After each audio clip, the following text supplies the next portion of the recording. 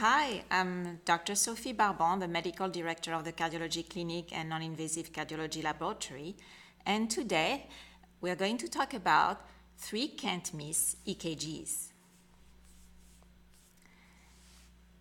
The objectives are, number 1, to provide a systematic approach to EKG interpretation, number 2, to review the cardinal features of 3 can't-miss EKGs. And this is the first EKG. And I'm sure you're spotting already quite striking abnormalities. But before we get into it, I just want to go over a systematic approach and all the steps that you need to go through before you jump into the abnormality. So, first of all, we should look at the rate and rhythm. This is a patient with a normal rate. It's sinus rhythm. A P is in front of each QRS. You should quickly go to the axis determination. In this patient, it is normal because the R wave is mainly positive in 1 and 2. The next step will be to look at all the intervals, the PR segment, the QRS duration, and the QT segment. All the segments have a normal duration in this particular EKG. And then before I even attempt to make a diagnosis, I go through a very necessary step to make sure that there is no left bundle or right bundle morphology that could interfere with the diagnosis, and also I make sure that there is no LVH. In this particular patient, the QRS duration is normal, so there is no left or right bundle by definition. In terms of LVH, I may choose 1 or 2 criteria. My favorite ones are the Sokolov, S in V1 or V2 plus R in V5 or V6 do not make 35 millimeter. Therefore, there is no left ventricular hypertrophy likely. So now, obviously, I look at the ST segment.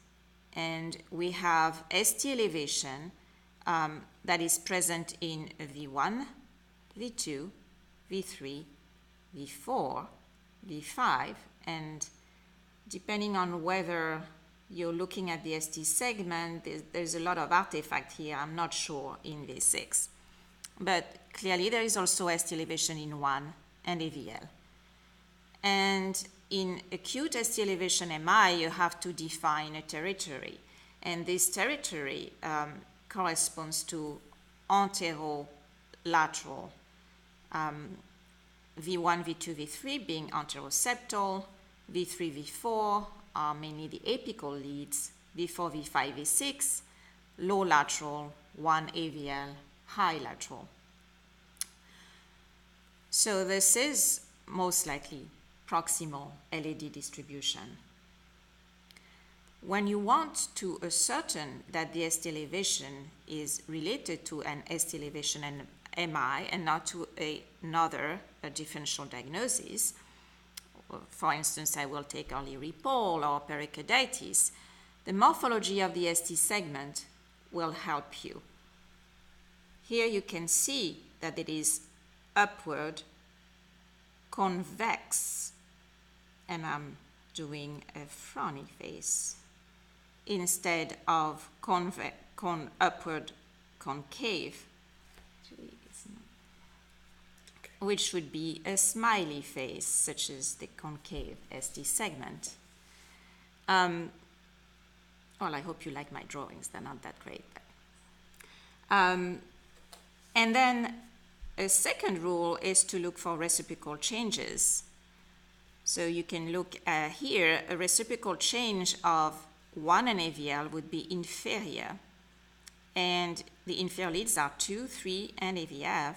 And you can see that there is some borderline, but yet present, ST depression in 2, but mostly 3, and AVF. So this is the typical EKG of an acute ST elevation MI in the anterolateral distribution. I think for this one there is no doubt, but at times it's less easy to diagnose. You can also see here that there is a Y complex without a P wave, most likely representing a premature ventricular complex. And I like to end this slide to tell you that no EKG should be interpreted without thinking first of the clinical scenario.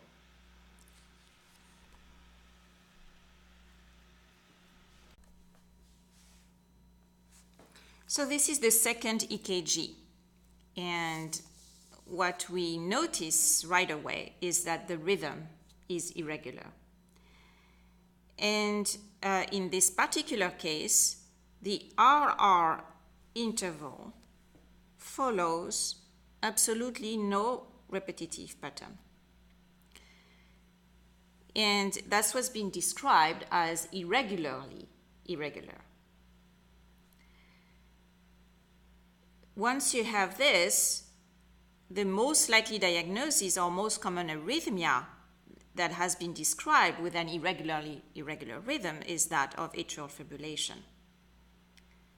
But then you're going to have to prove that there are no P waves, because at times this rhythm could be also a sinus rhythm with PACs. When you want to look at P waves, you're going to have to look in lead V1 and 2, because they are the leads that will show you the atrial activity the best. And it's better to look at it, of course, in the rhythm strip. So if I try to figure out is there a P wave, I may be fooled. At times I'm like, oh, well, is that a P wave? But I have to look at the whole rhythm strip, and there is no discrete P wave, which makes the diagnosis of atrial fibrillation.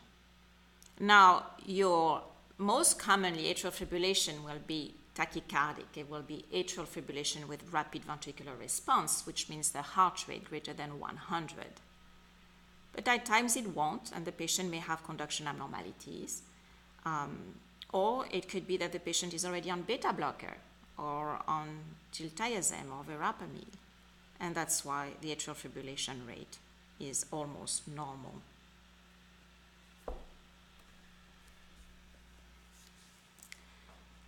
This is the third EKG, and we're going to go through the same steps. So number one, rate and rhythm. So the rate, we can safely say that the patient is tachycardic. Greater than 100 is the definition of a tachycardia. The second aspect is to look at the regularity of the rhythm, and you can see here that there is probably a very constant R interval, and that probably excludes atrial fibrillation. We then go to where is my P wave, and then at the same time, what is the width of the QRS complex? This is a narrow, complex, regular tachycardia. And I'm going to have to look for my P wave. And when I look for P waves, I usually look in V1 and 2, which are way more likely than other leads to show you a P wave morphology. And you can see here very clearly a deflection that looks like a P wave, and there is a one-to-one relationship between the two, P wave and QRS.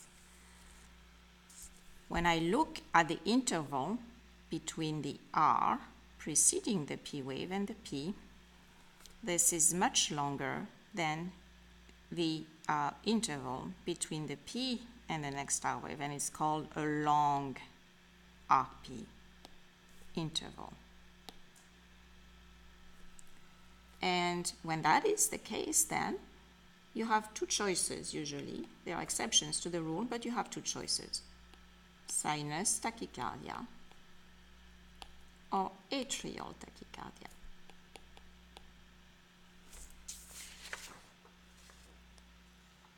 If you have an upright P wave in lead 1 and 2, this is very likely sinus.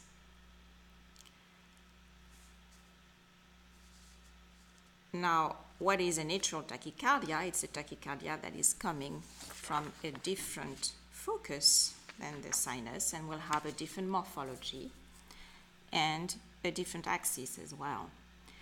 And what will be important also is to figure out the onset and cessation of the rhythm. When there is an abrupt onset and cessation, it's less likely sinus and more likely an arrhythmia. When it's progressive, more likely sinus tachycardia.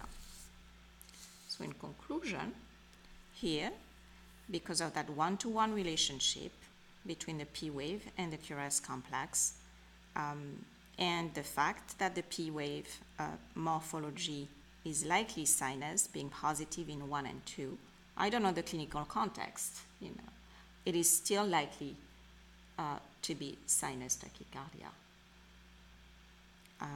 If you are on call and you don't know, and that happens, at times it's very hard to tell.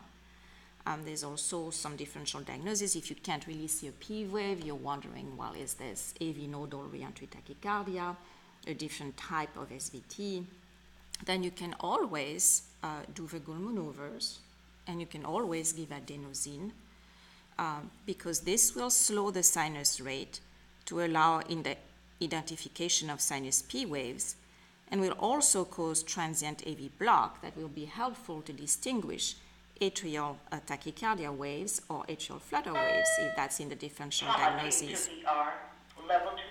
And then it will make, it will terminate an AV nodal reentry tachycardia. All right.